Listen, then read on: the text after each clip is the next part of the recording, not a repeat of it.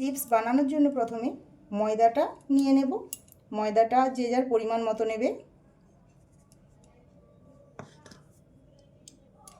দেখো এখানে আমি 100 গ্রাম হয়তো হবে ময়দা নিয়ে নিয়েছি। এবার ময়দাতে দেব লবণ, আর কিচ্ছু লাগবে না। এতটা সহজ বানানো, না দেখলে বিশ্বাস করবে না। বাইরে থেকে কিনে খাওয়ার কোনো দরকার নেই, এত সুন্দর চিপস বানানো যায়। না দেখলে সত্যিই বলছি বিশ্বাস হবে না। দেখো তাহলে কিভাবে বানাই। লবণটা ভালো করে মেখে নিলাম ময়দার সাথে। কোনো রকম চালের গুঁড়ি ছাড়া, কোনো ঝামেলা ছাড়াই বানাবো আজকে। অল্প অল্প জল দিয়ে মেখে নেব।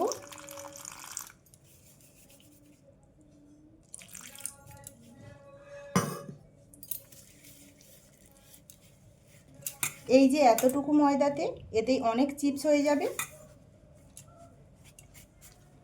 বাইরে থেকে কিনে খেলে 4-5টা চিপসের দামই 10 টাকা পড়ে যায়। বাচ্চারা তো ভীষণ পছন্দ করে, সেই জন্য বাড়িতে বানিয়ে দেওয়াটাই ভালো। খেলে কোনো ক্ষতিও হবে না। খুব ভালো করে আমি মেখে নেব। যদি রোদ না হয় তাও কোনো সমস্যা নেই, ফ্যানের তলায় রেখে তাও শুকনো করে নিতে পারেন। আমি 2-3 মিনিট ধরে ভালো করে মেখে নিয়েছি। মাখতে মাখতে এখানে দেখো আমি কিছুটা জল গরম করতে দিয়েছিলাম, জল থেকে বাষ্প উঠতে শুরু করে দিয়েছে।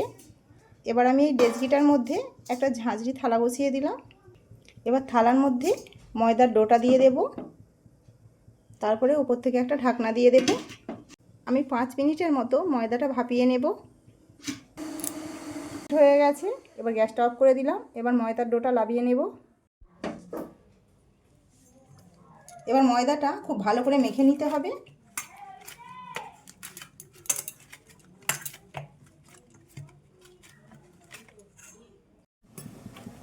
খুব ভালো করে মেখে নিয়েছি। এবার আমি একটু ছোট বড় করে দুটো ভাগে ভাগ করে নেব।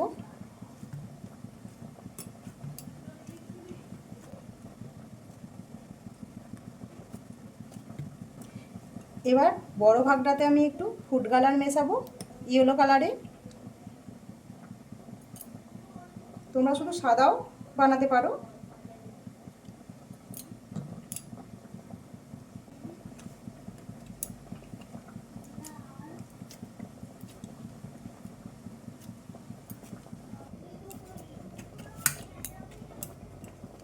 ভাপিয়ে নেওয়ার ফলে দেখো রাবারের মতো হয়ে গেছে ময়দাটা। আমার 2 রকমেরই মাখানো হয়ে গেছে। এবার বেলে নেব। আগে সাদা কালারটা বেলে নেব।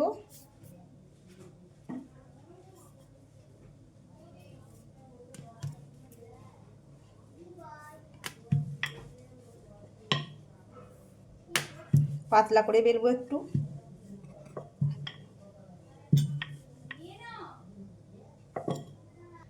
কতটা পাতলা করে বেলেছি দেখে বুঝতেই পারছো। একটু পাতলা করেই বেলে নিতে হবে। এবার ছুরি নিয়েছি, ছুরির সাহায্যে কেটে নেব। প্রথমে ধারগুলো কেটে বাদ দিয়ে দেব, চারিপাশটা কেটে বাদ দিয়ে দেব।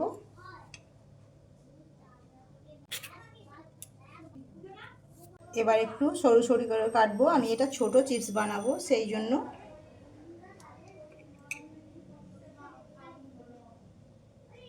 ঠিক দোকানে যেমনটা কিনতে পাওয়া যায়। একটু সমান করে কাটার চেষ্টা করবে, তাহলে চিপসের ধারগুলো খুব সুন্দর হবে। দেখো কেটে নিয়েছি। মাপটা বুঝতে পারছো কতটা পাতলা, খালি দেখো। এখানে আমি একটা কাঠি নিয়েছি, কাঠিটায় তেল মাখিয়ে নেব। একটু সাদা তেল মাখিয়ে নিয়েছি। খুব তো নরম করে মাখিনি, কাঠিটা যদি লাগে নেব, না হলে নেব না। এভাবে নিলে এটা খুব সরু সরু হয়ে যাবে, সেই জন্য একটা মাপ করে কেটে নেব।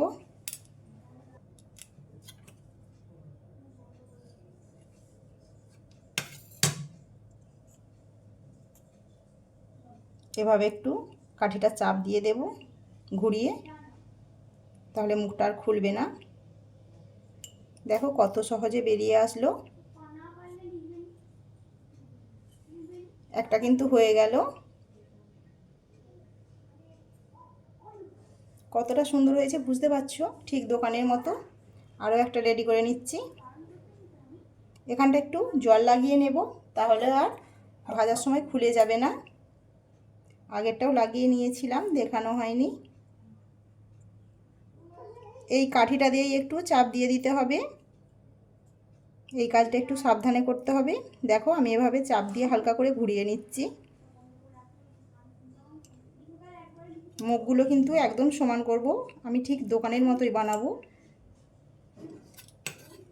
দেখলে কেউ বুঝতেই পারবে না বাড়ির বানানো না দোকানে।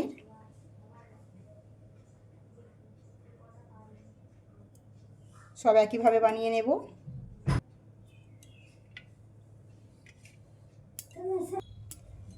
দেখো কেটেছিলাম যে অংশটা, সেটাও বেলে নেব, আবার ফেলবো না, আবারও পাতলা করে বেলে নেব।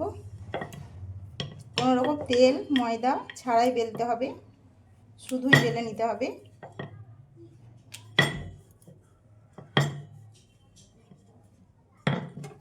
আবারও কেটে নেব চারিপাশটা সমান করে।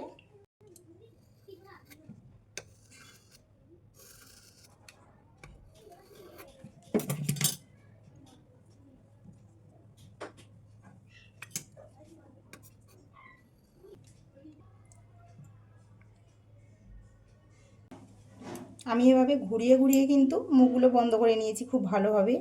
দেখো কালার ছাড়া মানে সাদাগুলো কিন্তু হয়ে গেছে, যেগুলো শেষের ছিল সেগুলো একটু ছোট্ট ছোট্ট হয়েছে আর একটু সরু সরু হয়েছে। বাদ বাকিগুলো কিন্তু একটু মোটা মোটা করেছি, যেহেতু শুকনো হলে আবারও একটু ছোট হয়ে যাবে, ভাজার সময় কিন্তু আবার বড় বড়ই হয়ে যাবে। এবার এভাবে একটু ফাঁকা ফাঁকা করে রোদে দেব। এবার আমি কালারের বেলে নেব, হলুদ কালারেরটা। আবারও একইভাবে বেলে নেব পাতলা করে।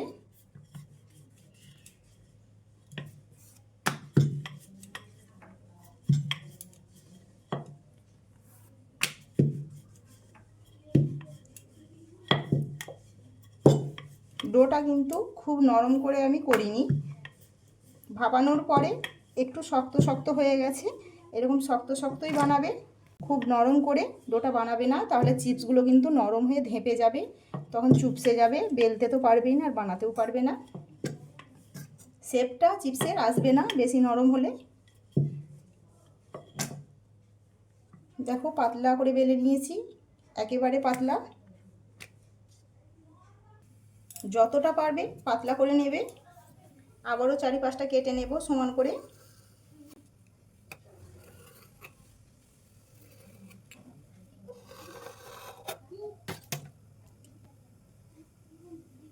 এগুলো কিন্তু ফেলবো না, আবার বেলে নেব।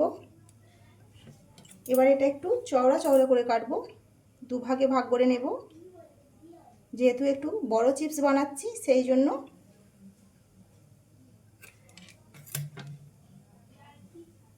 দেখো এটা অনেক চওড়া, যেগুলো ভাজলে সেই খুব বড় বড় চিপস হয়, এটা সেটা বানাচ্ছি। আমি আজকে দু ধরনের চিপস বানিয়ে দেখাচ্ছি। সরু সরু করে কেটে নেব।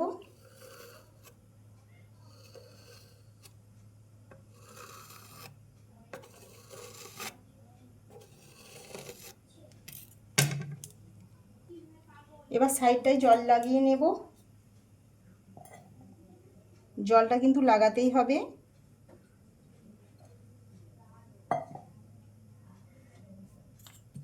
এবার কাঠিটা দিয়ে দেব, দিয়ে ভাঁজ করে নেব।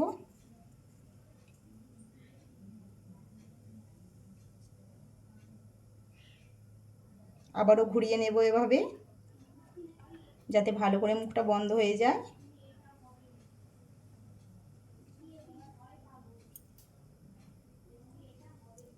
কত অনায়াসে কাঠিটা বেরিয়ে আসলো দেখতেই পেলে। আমি কিন্তু বারবার তেল লাগাইনি, তাহলে তেল লাগালে চিপসটা তেল গন্ধ উঠবে পরে। দেখো একটা রেডি হয়ে গেল, কতটা খালি সুন্দর। দেখো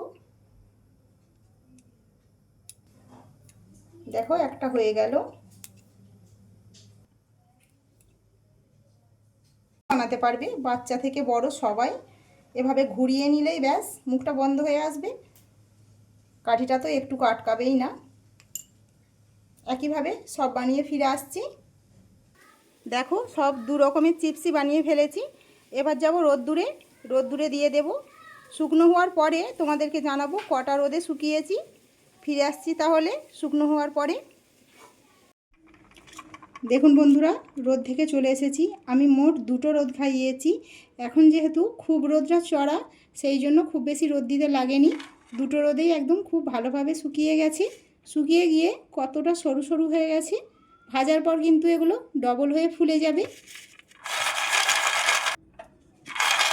আওয়াজ শুনে বুঝতেই পারছো কতটা শুকিয়ে গেছে।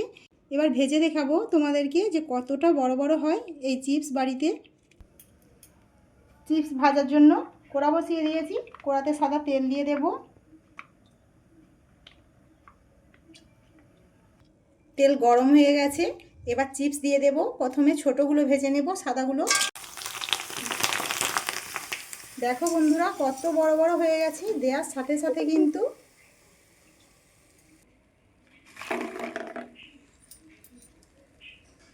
এবার লম্বা চিপসগুলো ভেজে দেখাবো। দেখো খালি কত বড় বড় হয়েছে।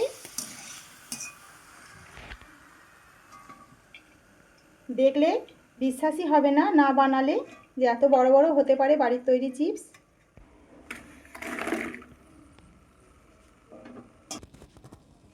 দেখো খালি বন্ধুরা কতটা খালি সুন্দর হয়েছে। দেখো খুব সুন্দর, যেমন সুন্দর হয়ে ফুলেছে তেমন মুচমুচে